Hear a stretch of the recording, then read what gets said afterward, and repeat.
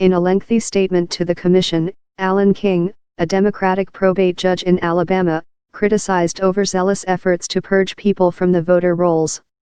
In his statement, King wrote that while there may be some people who voted twice, there were thousands more who were removed from the rolls for no reason or had their vote suppressed. King won't be attending the panel's Tuesday meeting in Manchester, New Hampshire, because of a scheduling conflict, he told commission organizers. The reality is that the less affluent in our society are more prone to move and more prone to have a diminished economic position in life, just to survive.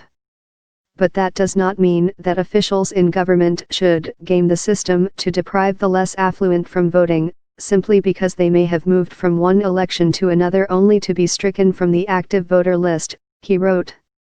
King's comments are significant because they are some of the toughest comments from a sitting commission member pushing back on the suggestion that widespread voter fraud is a problem. Kansas Secretary of State Chris Kobach, the commission's vice chair, supports a Kansas law that puts people on a suspense list if they fail to show proof of citizenship when they register. J. Christian Adams and Hans von Spakovsky, two other Republican commission members, also support more aggressive voter purging.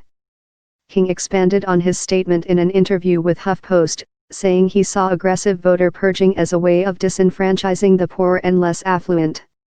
King declined to clarify whether he was speaking specifically about Trump's commission, which critics fear will lead to widespread voter purging. That alarm was heightened when the Department of Justice sent out an unusual letter in June to 44 states asking for compliance with voter purge policies. The letter went out the same day Kobach sent a letter to election officials across the country requesting voter information, but the Department of Justice says the two requests are unrelated. Democrats serving on the commission face calls to resign and accusations that they are enabling an effort to weaken confidence in the American electoral system. Several have resisted those calls, saying it's better to have a seat at the table. King said he still wants more information on what the final product of the commission's work will look like. Several commissioners have said they've had little contact with the commission and are unsure of what Kobach has been working on since its last meeting. Who is going to write this recommendation, when will the recommendation be written, and will all members of the commission have input into the final recommendation, King said.